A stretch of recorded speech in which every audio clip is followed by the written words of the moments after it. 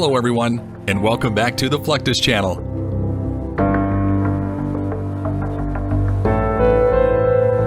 Submarines' ability to go underwater is what makes them such powerful weapons of war.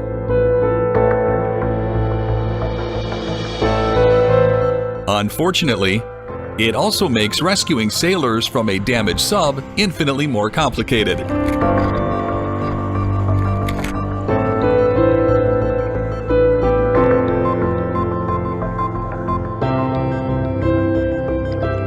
Not only do rescuers have to deal with the fact that the crew members are trapped underwater, but they must avoid injuries related to a sudden increase or decrease in pressure.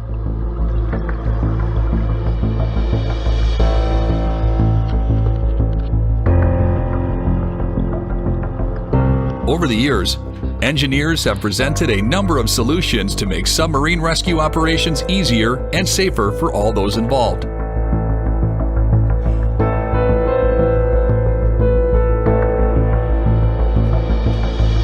One of the most common approaches involves the use of submersibles.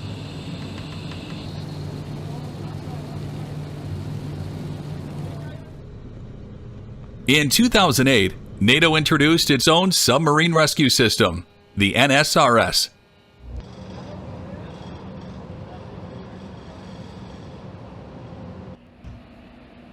The system consists of a manned submersible, measuring 30 feet long and weighing around 30 tons.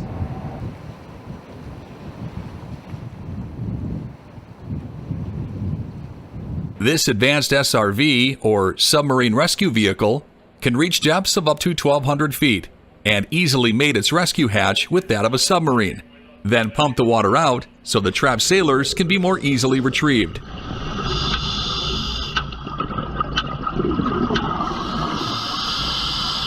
There's enough room inside the SRV for around a dozen people at a time.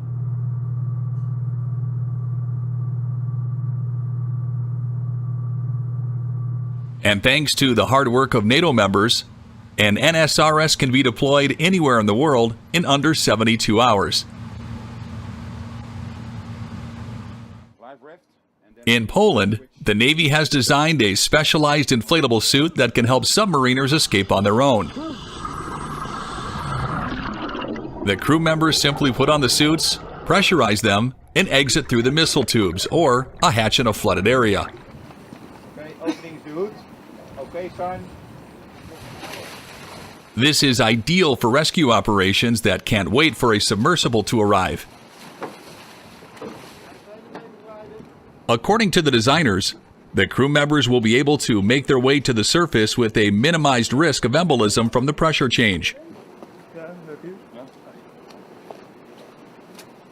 Ideally, these suits would be used mainly in shallow water, as it would make decompression less of a problem. However, when the choice is between a risky surfacing and remaining trapped in a flooded sub, the former is a much smarter choice.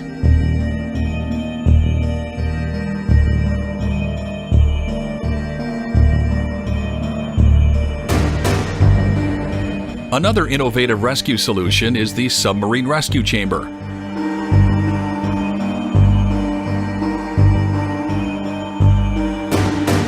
Though the latest version of this deep diving chamber was introduced in the early 2000s, the idea of an emergency chamber like this actually dates back to before World War II.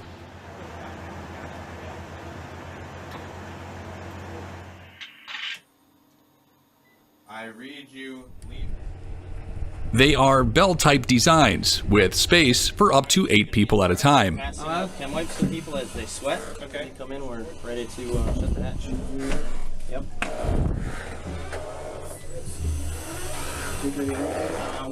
They are supplied with air and maneuvered by a ship on the surface.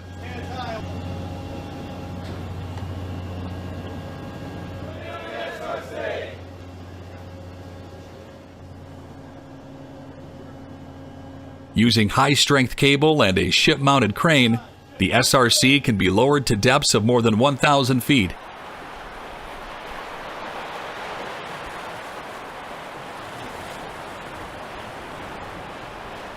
Since they are fully pressurized, they can effectively mate with the hatch of a submarine. Say again?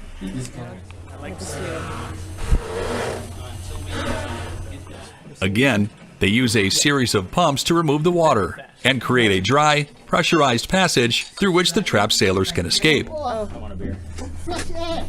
Should give you. And this concludes our Just tour bullets on here, I today, think. folks. Chef B379. B37, Chef.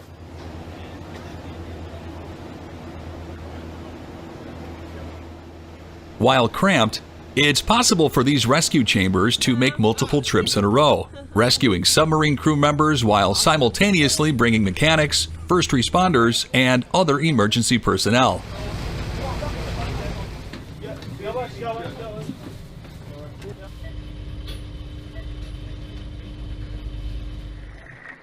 In some situations, divers may need to be sent down to the submarine in order to provide assistance to the crew.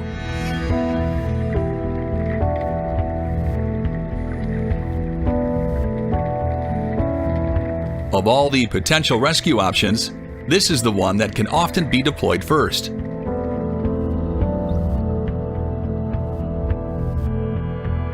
Not long after the tragic sinking of the Russian submarine Kursk in August 2000, NATO began assembling an international team of former submariner divers who could travel from incident to incident to help rescue their brothers in arms.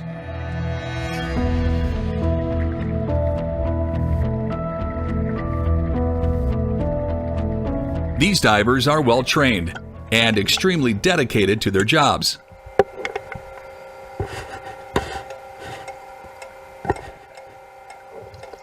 The divers can deliver a variety of equipment to the trapped crew members, including escape suits, oxygen, and medical supplies.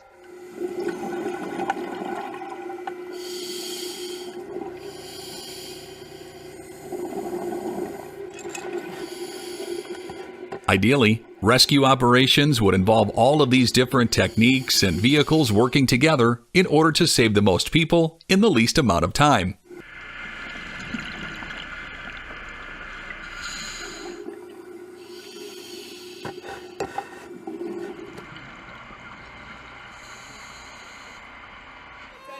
Training for submarine rescue is a rigorous process for any crewman. Jet hatch 542 to close. Hatch is open! Thanks to NATO and other international partnerships, such positions now require standardized knowledge of submarines, diving, and the various equipment and procedures involved in both.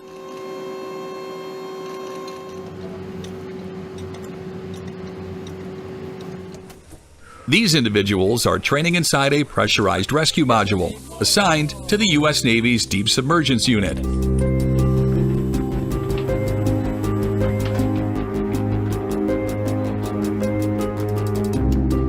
They're participating in an annual exercise called Chile Mar 3, which trains Americans and Chilean crews in submarine rescue operations.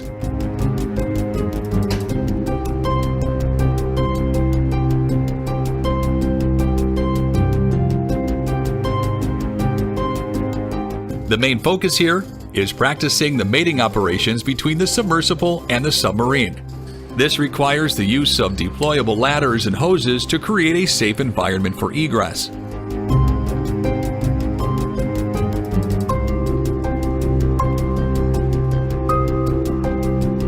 Once the individuals have been retrieved from the submarine, the submersible can make its ascent.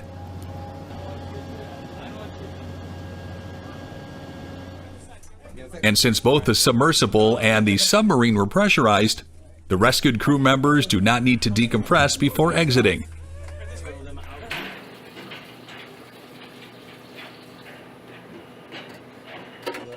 By far, the mating process is the most essential part of any submersible rescue.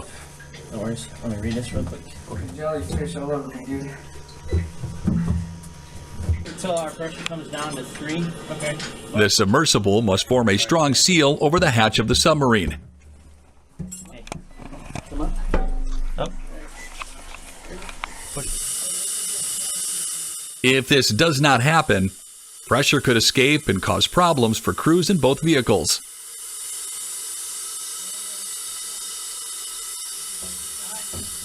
Once a seal is established, the crew can open up the chamber, which will be filled with seawater until the pumps are put into operation.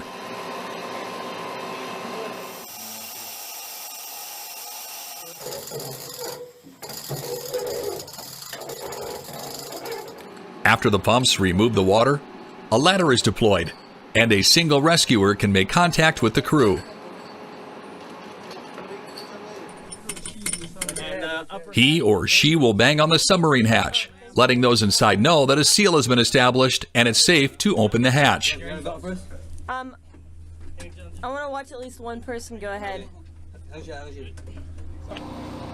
Exercise Dynamic Monarch took place in the Polish port of Gdynia in 2014. The drill features numerous NATO ships, submarines, and aircraft, all participating in a highly realistic submarines rescue exercise.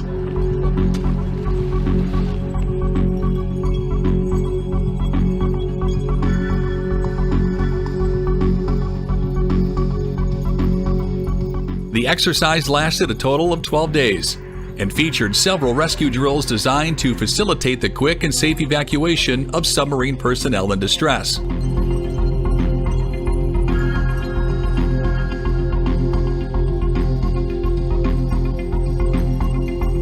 In this particular instance, the participating companies are utilizing the NSRS submersible and the Orange surface escape suits.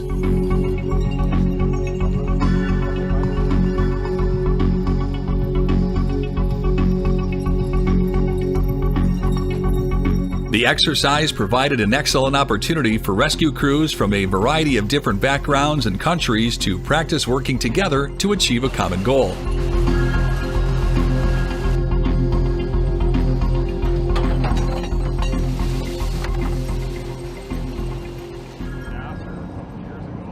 Both systems proved successful, but medical personnel and decompression chambers remained on standby to assist any injured or ill submariners.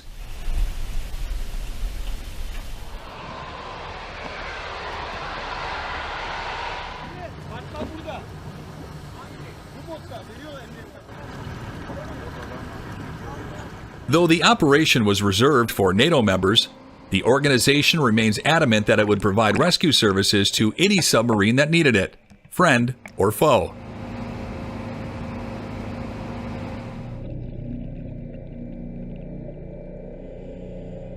Not every submarine rescue situation is a matter of life and death.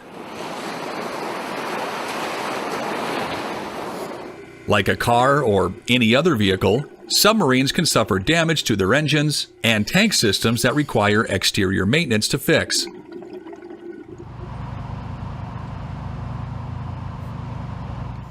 Unfortunately, submariners can't simply exit the vessel and check under the hood.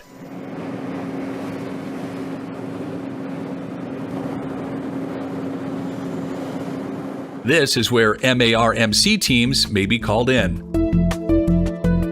MARMC stands for the Mid-Atlantic Regional Maintenance Center.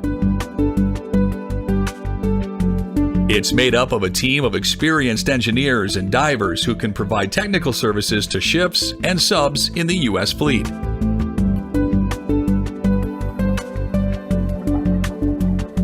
These range from propeller inspections and efficiency procedures to emergency repairs. What MARMC does is often referred to as ship husbandry and covers everything related to general maintenance, cleaning, and upkeep of a military vessel.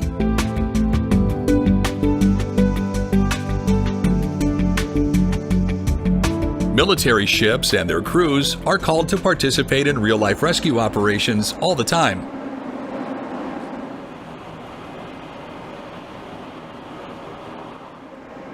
For instance, in 2014, nearly 300 persons from a series of sinking vessels were rescued off the coast of Malta by the USS Bataan and the USS Elrod.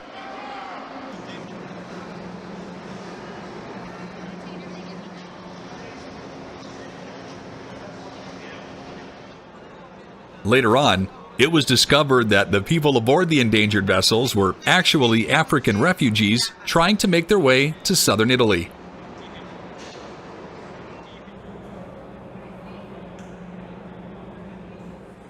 However, the success of this operation serves as an important reminder that militaries around the world are not just warriors, but can be rescuers as well.